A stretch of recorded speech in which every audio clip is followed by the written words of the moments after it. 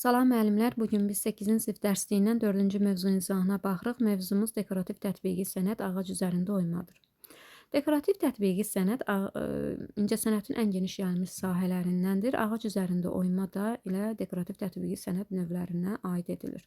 Ağac üzərində oymanın yerinə yetirilməsi üçün bizə lazım olan alətlər balta, bıçaq, kəsici, iscənə və bundan başqa bunlara oxşar digər alətlər vasitəsilə biz ağac üzərində bədii oyma işlərini yerinə yetirə bilirik.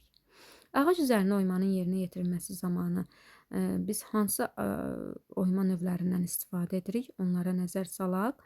Kəsmə ilə oymaya baxırıq ilk öncə. Kəsmə ilə oyma ağac üzərində yerinə yetirilir.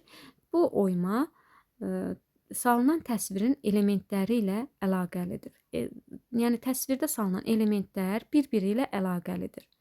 Fon əvəzinə, yəni arxa hissəsinin əvəzinə çərtiklərlə, kəsimlərlə, yəni bu kəsimlərlə əhatə edilir. Yəni adından da göründüyü kimi kəsmə ilə oyma.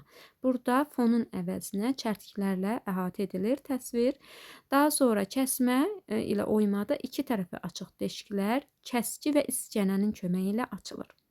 Kəskin ilə oymada, kəsmə ilə oymada iki tərəfi açıq deşiklər kəskin və iscənənin köməyi ilə açılır.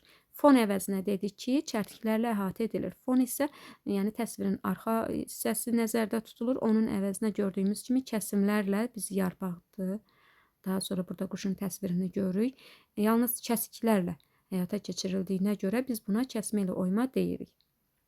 Bıçqılama ilə oyma nədir? Bıçqılama ilə oyma zamanı əməliyyatlar kəsmə ilə oymada olduğu kimi yerinə yetirilir. Yəni eyni formada təsvirlər yerinə yetirilir. Burada da görürük, nəzər salırıq. Fərq ondan ibarətdir ki, bıçqılama ilə oymada bıçqı və lobziqin köməyi ilə biz bəzi hissələrdə kəsim hissələrini yerinə yetirə bilirik. Yəni kəsmə zamanı bıçqı və lobziqdən istifadə edilir. Fərqi kəsmə ilə oyma və bıçqılama ilə oymanın fərqi bundan ibarətdir. Müstəvi qanovçuqlu oyma nədir? Müstəvi qanovçuqlu oyma düz səthdə, düz səth üzərində müxtəlif formalı qanovçuqların oyulması ilə yerinə yetirilən oyma növüdür. Müstəvi qanovçuqlu oymanın da iki növü var. Həndəsi oyma, burada da göründüyü kimi həndəsi fiqurlardan istifadə edərək əsasən də üçbucaq, kvadrat, çevrədən ibarət olan həndəsi fiqurlardan istifadə edilərək işlənən oyma üsuludur. Həndəsi oyma həmçinin də oymanın ən qədim üsullarından biridir. Həndəsi oymada biz çəpinə bıçaq və yarımdairəvi iscənə ilə oyma işlərini yerinə yetiririk. Bir daha təkrar edirik. Həndəsi oyma oymanın ən qədim növlərindən, üsullarındandır. Burada əsas elementlər üçbucaq, kvadrat və çevrədən ibarətdir. Çəpinə bıçaq və yarımdairəvi iscənə ilə həndəsi oyma yerinə yetirilir. Naxışın qabarıq kəsmə və bıçqılama ilə oyması bəzəkli oymada adlanır. Daha sonra kənar xətt üzrə oymaya baxırıq. Müstəvi qanovçuqlu oymanın üsullarındandır, növlərindəndir. Ən sadə oyma növü kənar xətt üzrə oymadır. Onun yeganə elementi qanovçuqlarıdır. Seçilən isgənənin növündən də asılı olaraq yarımdairəvi və üçgünc formada qanovlar alınır.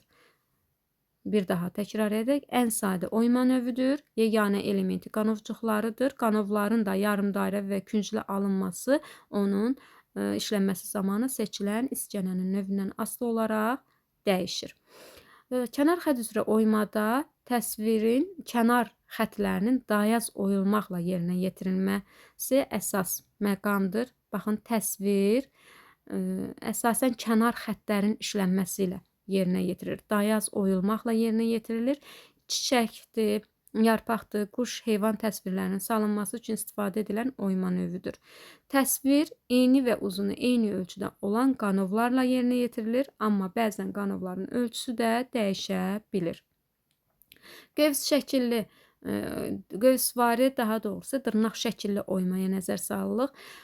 Yəni biz dırnağımızı yumuşaq material üzərinə qoyduqda o həmin yerdə iz salır, yarımdairəvi iz salır.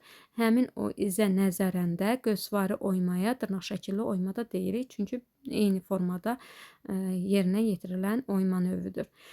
Hamar səth üzərində yarımdairəvi çapıqdır. Baxın, yarımdairəvi formada çapıqlardır ki, həmin qövsvari oymada naxışları əldə edə bilirik. Yastı relyefli oyma hər hansı bir təsvir eyni səthdə oyularaq salınır. Baxın, hər hansı bir əsasən də emblemlərin hazırlanmasında istifadə edilir. Biz təsvirdə də burada Hüseyn Cavidin Ev Muzeyinin emblemini görürük ki, bu da yastı relyefli oymadan istifadə edilərək salınmışdır. Qabarıq relyefli oymaya baxırıq. Bu relyefli oyma, qabarıq relyefli oyma ən çətin oyma növlərindən biridir. Burada relyef təsviri qismən və yaxud tamamilə fondan ayırır.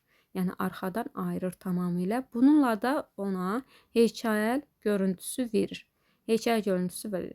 Hamar səth üzərində bir tərəfli təsvirdən fərqli olaraq qabarıq oymada təsviri hər tərəfli işlənir. Yəni hər tərəfdən heykəl formasında işlənilir. Qabarıq relyefli oyma ağac üzərində oymanın dedik ki, ən çətin növüdür. Bu sənət növü təsvirə qabarıq görüntü yaratmaqla salınmasını tələb edir. Oymaq üçün ən yaxşı material cökə, ağcaqovaq və qızılağac oduncaqlarıdır. Onların oduncaqları hamar və möhkəmdir. Cökə, ağcaqovaq, qızılağac oduncaqlarının oduncağı hamar və möhkəmdir. Bu oduncaqlardan oyma növlərinə davamlıdır. Oyma növləri üçün davamlıdır və əyilmir, qabarmır. Ona görə cökə, ağcaqovaq və qızılağac oduncaqları oyma üçün ən yaxşı material hesab edilir. Bir daha təkrar edirəm. Cökə, ağcaqovaq, qızılağac oduncaqları oyma zamanı davamlıdır, əyilmir, qabarmır və hamar və möhkəmdir. Buna görə də ən yaxşı material hesab edilən ağac oduncaqlarıdır. Çox incə və dəqiq oyma işləri üçün isə biz toz ağacının oduncağından istifadə edə bilirik. Yəni xammal qismində çox incə və dəqiq oyma işləri üçün toz ağacı oduncağından istifadə edilir. Oyma üzərində oyma bir qədər çətin olsa da oyma zamanı çatlamır. Bu bütün istiqamətlərdə işlənməsi üçün yararlıdır. Yəni toz ağacı oduncağı oyma zamanı çətinlik yaratsa da çatlamır, bütün istiqamətlərdə işlənməsi üçün də yararlıdır. Yəni enlə, uzunla, lifləri enlə, uzunla işlənməsi üçün də yararlıdır. Armud, ağcaqayın və alma ağaclarının oduncağı isə nəfis oyma işləri üçün əvəz edilməz materialdır. Bu ağacların oduncağı sıxlığına görə fil sümüyünə bənzəyir. Bir daha təkrar edirik. Cökə, ağcaqovaq, qızılağac oduncaqları hamar və möhkəm olduqlarına görə oyma zamanı əyilmir, qabarmır, davamlıdır. Ona görə bu ağacların oduncaqları ən yaxşı material hesab edilir oyma üçün. İncə və dəqiq işlər üçün toz ağacı oduncağından istifadə edilir. Onun üzərində işin yerinə yetirməsi çətin olsa da iş zamanı çatlamır və bütün istiqamətlərdə işlənməsi üçün də yararlıdır. Armud, ağcaqayın və alma ağaclarının oduncağı da nəfis oyma işləri üçün əvəz edilməzdir. Sıxlığına görə də fil sümüyünə bənzəyir. Oyma zamanı biz bu oyma üsullarından istifadə edərək ağac üzərində oyma işlərini yerinə yetirə bilirik.